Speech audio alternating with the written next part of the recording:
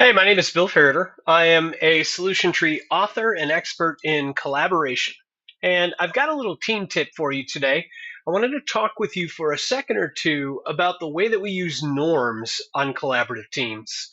Odds are that you probably have heard about norms 100 million times. You probably have written them a whole bunch of times. And when I just mentioned it, the odds are you probably groaned. Here's why.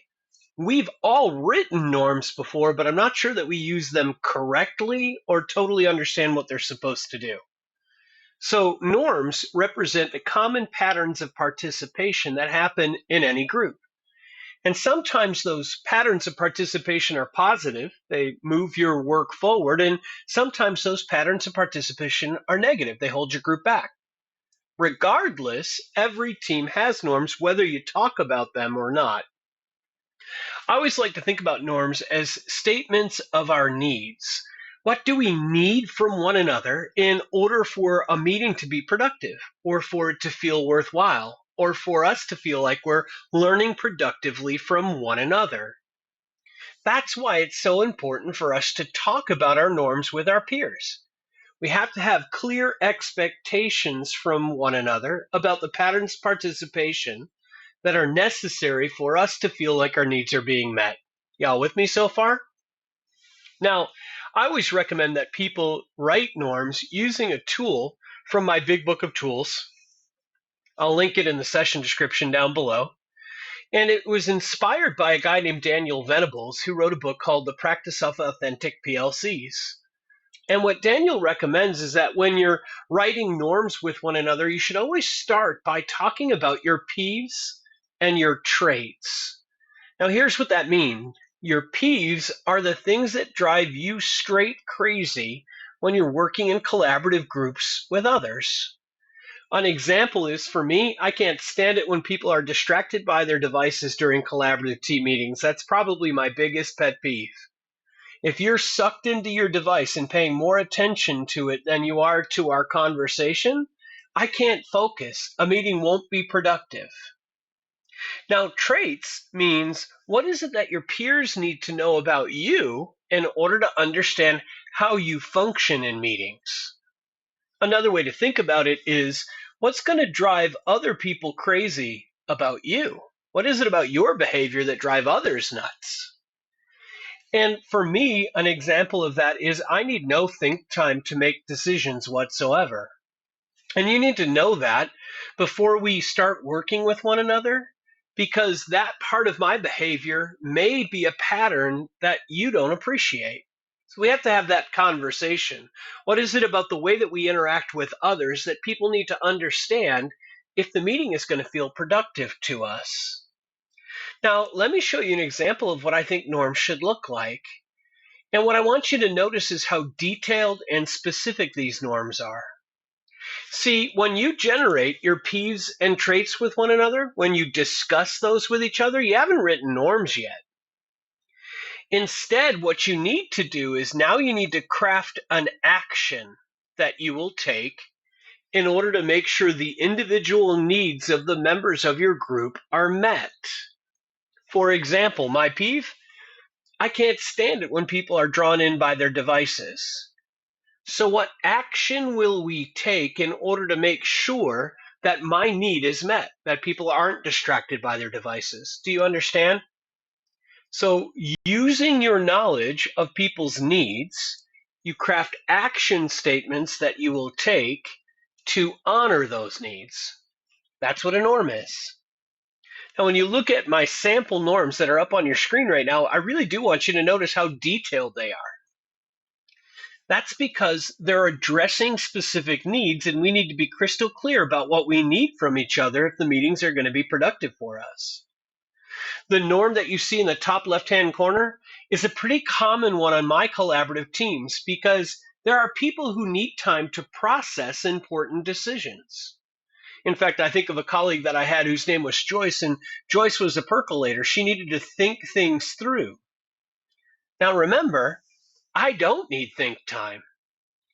So if we're not clear about providing think time when we're making important decisions, I might trample all over Joyce and want to make decisions faster than she's ready to make them. We need an action that we will take to create this space that Joyce needs in order to think. Not because I need that time, but because Joyce does. Are you with me? Do you understand that? So what action did we decide to take? Well, we're going to table important decisions. We'll never make them in one meeting. We'll talk them through and then give everyone a chance to think about it until the beginning of the next meeting. Again, not because I need that, but because other members of my team might need time to process. Look in the top right-hand corner. Fundamentally, that's the Bill norm. When we're working on a collaborative team, we're going to turn our devices down. Our screens won't be facing up. Why? Because if we don't do that, then my needs won't be met in an individual meeting. Because I can't stand it when people are distracted by their device. That action is something we will do to honor one of my needs.